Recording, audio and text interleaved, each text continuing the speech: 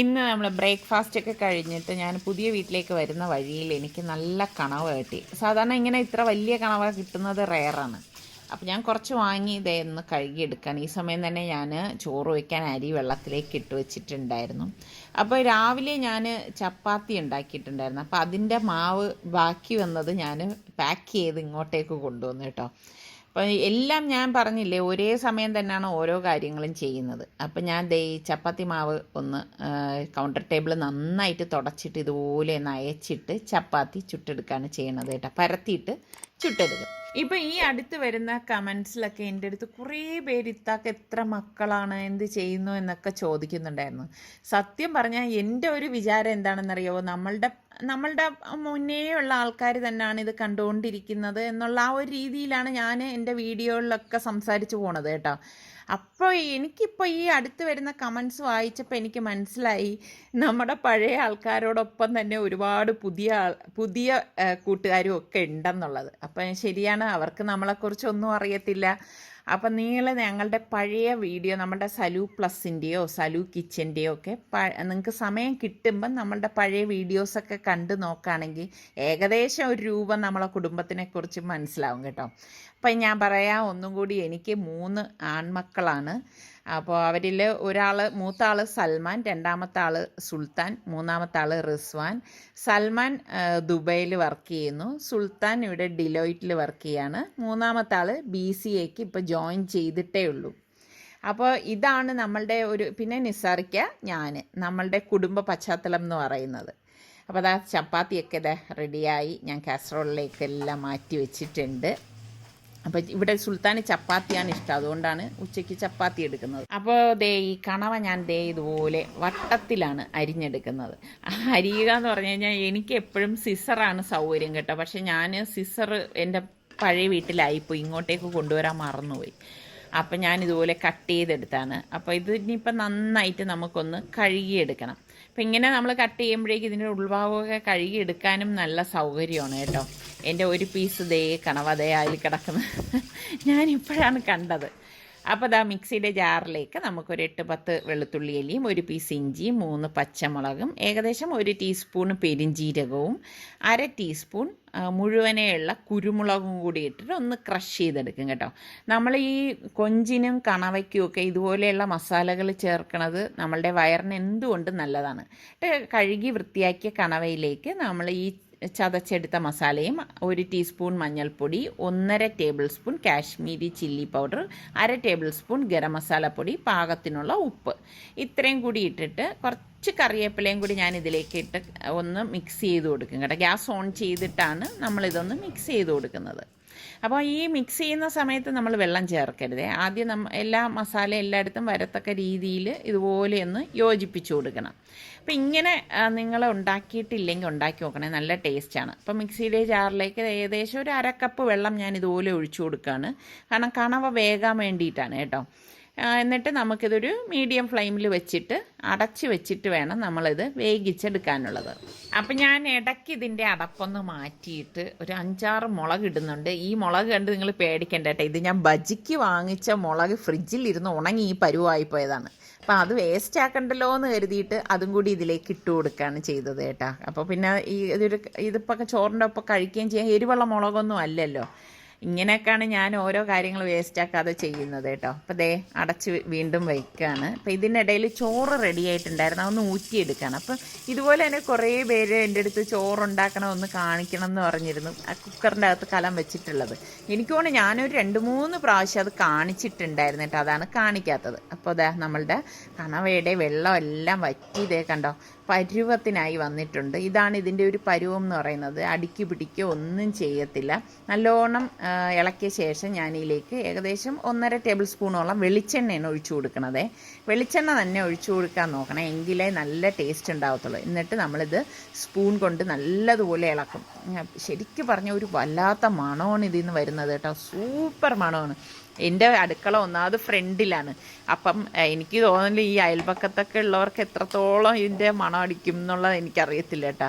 എന്നിട്ട് കുറച്ച് കറിവേപ്പിലയും കൂടി കുറച്ചധികം ഇതുപോലെ ഇട്ട് കൊടുത്തിട്ട് ഇളക്കിയെടുക്കും. പറഞ്ഞറിയിക്കാൻ പറ്റാത്തത്ര മണമാണ്, അടിപൊളി ടേസ്റ്റുമാണ്. അപ്പോൾ ഇന്നത്തെ നമ്മളുടെ ലഞ്ചെന്ന് പറയുന്നത് ഈ കണവ വരട്ടിയതും ഇതാ കുറച്ച് മീൻ ഫ്രൈ ചെയ്യുന്നുണ്ട്. ആ മീൻ ഫ്രൈയും രാവിലെ ഞാൻ ഉണ്ടാക്കിയ സാമ്പാർ ഞാൻ കൊണ്ടുവന്നിട്ടുണ്ട്. ആ സാമ്പാറും കൂട്ടിയിട്ടാണ് ഇന്ന് നമ്മൾ ലഞ്ച് കഴിക്കാൻ പോകുന്നത്. അപ്പം ഞാൻ ഊണൊക്കെ കഴിഞ്ഞ് കുറച്ച് പണി അടുക്കളയിൽ ഉണ്ടായിരുന്നു. അതെല്ലാം കഴിഞ്ഞ ശേഷം ഇങ്ങനെ കാറ്റ് കൊള്ളാനായിട്ട് വന്നതാണ്. ഈ വീടിൻ്റെ പ്രത്യേകത എന്ന് വെച്ചാൽ ഇതിൻ്റെ ഏത് മുക്കിലും മൂലയിലും നിന്നാലും നല്ല കാറ്റാണ് കേട്ടോ. അപ്പം താഴെ പണിക്കാർ മുറ്റം ചെയ്തുകൊണ്ടിരിക്കുകയാണ്. അത് പറഞ്ഞപ്പോഴാണ് ഞാൻ ഓർത്തത്, ഞാൻ ഇതിനു മുൻപ് നമ്മളുടെ ഇവിടെ ചെതലിന് മരുന്നടിച്ചിട്ടുണ്ടായിരുന്നു. അതായത് തറ കോൺക്രീറ്റ് ചെയ്യുന്നതിന് മുൻപ്. അപ്പോൾ അവർ പറഞ്ഞ് താമസിക്കുന്നതിന് മുൻപ് തന്നെ പെസ്റ്റ് കൺട്രോൾ ചെയ്യണം എന്നാണ് പറഞ്ഞത്. അപ്പം ഇന്നലെയാണ് ഞാൻ അതിനെക്കുറിച്ച് ഓർത്തത് കേട്ടോ. അപ്പം ഞാൻ അവരുടെ അടുത്ത് വരാൻ പറഞ്ഞിട്ടുണ്ട്. അപ്പം ഇന്ന് വൈകുന്നേരം അവർ വരാമെന്നാണ് പറഞ്ഞിരിക്കുന്നത്. അപ്പം അങ്ങനെ വരാണെങ്കിൽ ഞാൻ തീർച്ചയായിട്ടും അതിൻ്റെ വിശേഷങ്ങളൊക്കെ നിങ്ങളുമായിട്ട് ഷെയർ ചെയ്യും കേട്ടോ. ഇപ്പം നമ്മൾ പുതുതായിട്ടൊരു വീട്ടിലേക്ക് താമസിക്കുന്നതിന് മുൻപ് ഇതുപോലെ പെസ്റ്റ് കൺട്രോൾ ഒക്കെ ചെയ്യുന്നത് എന്തുകൊണ്ട് നല്ലത് തന്നെയാണ്. നല്ല കാറ്റ് കേട്ടോ. അതാണ് ഇങ്ങനെ കതകും വാതിലും ഒക്കെ ഇങ്ങനെ ഭയങ്കരമായിട്ട് അടഞ്ഞു പോകും. അപ്പൊ എന്തായാലും വരും, നമുക്ക് താഴത്തെ ഞാൻ എൻ്റെ വിശേഷങ്ങളൊക്കെ ഒന്ന് കാണിച്ചു തരാം. അപ്പോൾ നമ്മളുടെ മുറ്റത്തിൻ്റെ ബാക്കി പണി ഇവിടെ നടന്നുകൊണ്ടിരിക്കുകയാണ്. ഞാൻ ഇതിനു മുൻപ് ചല്ലി പാകിയൊക്കെ കാണിച്ചു തന്നില്ലേ. അപ്പോൾ അതാ ഒരു കരിങ്കല്ലിങ്ങനെ നിരത്തി വെക്കുവാണ്. നന്നായിട്ട് പണിയുന്നവരായിട്ട്. അത് നിങ്ങൾക്ക് ഇനി ബാക്കി നമ്മളുടെ ഇനി ഇടുന്നത് കാണുമ്പോൾ നിങ്ങൾക്കത് മനസ്സിലാവും. നല്ല രസമുണ്ട് കേട്ടോ. എനിക്കാണെങ്കിൽ ഇങ്ങനെ ഇൻ്റർലോക്ക് ചെയ്യുന്നതും ടൈലിടുന്നതും എനിക്കിഷ്ടമേ അല്ല. എന്താണെന്ന് എനിക്കറിയത്തില്ല. എനിക്കിതുപോലെ പകുതിയൊക്കെ, അതായത് കുറേയൊക്കെ എനിക്കിങ്ങനെ പ്രകൃതിയോട് ഇണങ്ങിയ സാധനങ്ങളാണ് ഇഷ്ടം. പ്രത്യേകിച്ച് എനിക്ക് പണ്ടേ എൻ്റെ ഒരു ആഗ്രഹമായിരുന്നു ഇങ്ങനെ കരിങ്കല്ല് മുറ്റത്ത് പാകണം എന്നുള്ളത്. അപ്പം എനിക്ക് തോന്നുന്നു ഇതുപോലത്തെ വെള്ള വരുന്ന കരിങ്കല്ലായിരുന്നു എൻ്റെ മനസ്സിൽ, കറുത്ത കരിങ്കല്ലായിരുന്നു. പക്ഷെ അതിപ്പോൾ അങ്ങനെ കിട്ടാനില്ല കേട്ടോ. ഞങ്ങൾ കുറേ അന്വേഷിച്ചു, എവിടെയും അങ്ങനത്തെ കരിങ്കല്ലില്ല. പക്ഷെ ഇത് കൊള്ളാൻ കേട്ടോ, നന്നായിട്ട് അവർ ചെയ്യുന്നുണ്ട്. ഇതാ നോക്കിക്കേ, നല്ല രസമുണ്ട് കണ്ടുകൊണ്ടിരിക്കാൻ. എനിക്ക് ഇങ്ങനെയൊക്കെ പണികൾ കണ്ടുകൊണ്ടിരിക്കാൻ ഭയങ്കര ഇഷ്ടമാണ് കേട്ടോ. അപ്പോൾ ഇതേ സമയം തന്നെ ഞാൻ പെസ്റ്റ് കൺട്രോൾ ചെയ്യുന്നവരടുത്തും വരാൻ പറഞ്ഞിട്ടുണ്ടായിരുന്നു. ഞാൻ ഇവരെ കൊണ്ട് തന്നെ നമ്മൾ തറയിടുന്നതിന് മുൻപ് ചെതലിനുള്ള ട്രീറ്റ്മെൻറ്റ് ചെയ്തിട്ടുണ്ടായിരുന്നു കേട്ടോ. അപ്പം ഇതിപ്പം നമ്മൾ പെസ്റ്റ് കൺട്രോൾ ചെയ്യുന്നത് എന്തെന്ന് വെച്ചാൽ, ഞാൻ കുറേ സാധനങ്ങൾ നമ്മുടെ വീട്ടിൽ നിന്ന് കിച്ചണിലേക്കൊക്കെ കൊണ്ടുവന്നിട്ടുണ്ടായിരുന്നു. അപ്പം നമുക്കറിയാൻ പറ്റത്തില്ലല്ലോ ഉറുമ്പ് പാറ്റ അതൊക്കെ ഉണ്ടാവും എന്നുള്ളത്.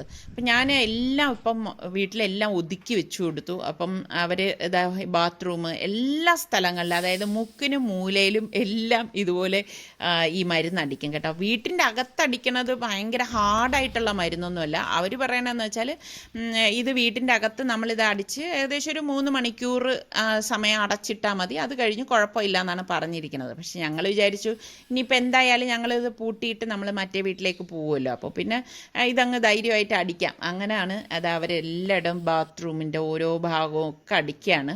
അപ്പം ഇതെന്ന് വെച്ചാൽ 4 മാസം കൂടുമ്പം നമ്മൾ ഈ ട്രീറ്റ്മെൻറ്റ് ചെയ്യണം. അങ്ങനെ ഒരു കോഴ്സ് പോലാണ് കേട്ടോ. അപ്പം ഇപ്പം ഇത് അവരെ അടിച്ചു കഴിഞ്ഞാൽ ഇനി ഒരു 4 മന്ത്സിന് കഴിയുമ്പോഴേക്ക് അടുത്ത് ഇതുപോലെ തന്നെ അടിക്കണം. എങ്കിൽ മാത്രമേ ഇതിനൊരു ഫലം ഉണ്ടാവത്തുള്ളൂ. ഇത് കണ്ടോ, ഇതെന്ന് വെച്ചാൽ ജെല്ലാണ്. അപ്പോൾ ഇതിപ്പം പാറ്റിയോ ഉറുമ്പോ എന്തെങ്കിലും വന്നിരുന്ന അത് ആണെങ്കിൽ അത് ചത്തു വീഴും. അപ്പം അത് എല്ലാ കബോർഡിൻ്റെ അകത്തും അവർ ആ ജെല്ല് വെക്കുവാണ്. ജെല്ലെന്ന് പറയുമ്പോൾ ഞാൻ വിചാരിച്ചെന്താ അറിയാവോ, ഗുളിക പോലെ എന്തോ ആയിരിക്കും. അല്ല, ഇതുപോലത്തെ ഒരു സാധനമാണ്. അപ്പോൾ അതിൻ്റെ ആ സ്മെല്ല് എല്ലായിടത്തും ഉണ്ടാവും. അതുകൊണ്ട് തന്നെ ഒന്നും അങ്ങനെ വരത്തില്ല എന്നാണ് പറയുന്നത്. അപ്പം എല്ലായിടത്തും ഞാൻ കിച്ചണിൽ കംപ്ലീറ്റ് സാധനം മാറ്റി വെച്ചു കൊടുത്തു കേട്ടോ. കാരണം എല്ലായിടത്തും അതെൻ്റെ ഒരു ആവശ്യമാണല്ലോ, എല്ലായിടത്തും ഇതുപോലെ ചെയ്യുക എന്നുള്ളത്. അപ്പോൾ ഇതുപോലെ അകത്ത് മാത്രമല്ല, ഇതുപോലെ കട്ടളയുടെ വെളിഭാഗത്തും ഒക്കെ അവർ ഈ ട്രീറ്റ്മെൻറ്റ് ചെയ്യണുണ്ട് കണ്ടോ. അപ്പം ഒരു രീതിയിലും ഒന്നും അങ്ങനെ വരത്തില്ല എന്നാണ് പറയണത്. അപ്പം ഇനി എങ്ങനെയാണെന്നുള്ളത് ഞാൻ ഫ്യൂച്ചറിൽ പറയാം. എനിക്കിപ്പോൾ പറഞ്ഞു തരാൻ പറ്റത്തില്ലല്ലോ ഇത് അടിക്കുന്നതുകൊണ്ടുള്ള ഗുണം എന്താണെന്ന്. പക്ഷെ ചെതലിൻ്റെത് നല്ല ഇത് തന്നെയാണ് കേട്ടോ. അത് നമ്മൾ തറയിടുന്നതിന് മുന്നേ അടിച്ചതാണ്. ഇതിപ്പോൾ ടെറസിൽ കണ്ടോ, ടെറസിലും എല്ലായിടത്തും അവർ അടിക്കുകയാണ്. അതായത് നമ്മളുടെ വീടിൻ്റെ എല്ലാ ഭാഗങ്ങളിലും ഇതടിക്കും. ഇത് നമ്മളിനി പുറത്തടിക്കണത് അല്ലേ? ഇതെന്താണ് സംഭവം? ഇത് ക്ലോറോപെരിഫസ് എന്ന് പറഞ്ഞിട്ടൊരു കെമിക്കലാണ്. എഫക്റ്റ് കൂടിയതാണ്, അല്പം ഹാർഡാണ്. ഇതിലെന്താണ് ഉള്ള സാധനങ്ങളെല്ലാം ഉടനടി ചത്തുപോകും. അത് താമസിച്ച് ചാകത്തുള്ളൂ. ഇത് സ്പോട്ടായിട്ട് ചത്തുപോകും. ഉറുമ്പ്, പാറ്റ, പല്ലി, അട്ട, എന്ത് സാധനം ഉണ്ടെങ്കിലും ചത്തുപോകും. കെമിക്കൽ നല്ല സ്മെല്ല് കൂടിയതാണ്. 15 മിനിറ്റ് കഴിയുമ്പോൾ സ്മെല്ല് മാറും. അപ്പോൾ അകത്ത് യൂസ് ചെയ്താൽ ചിലപ്പോൾ ഈ സ്മെല്ല് ചിലപ്പോൾ ആസ്മ പോലത്തുള്ള എന്തെങ്കിലും കൊച്ചുകുട്ടികളൊക്കെ ഉണ്ടെങ്കിൽ ചിലപ്പോൾ ഇറിറ്റേഷൻ ആയിരിക്കും. അപ്പോൾ ഇതൊക്കെയാണ് നമ്മളുടെ ഇന്നത്തെ വിശേഷങ്ങൾ. ഇന്നത്തെ നമ്മളുടെ ഈ ചെറിയ എപ്പിസോഡ് നിങ്ങൾക്ക് എല്ലാവർക്കും ഇഷ്ടമായെന്ന് വിശ്വസിക്കുന്നു.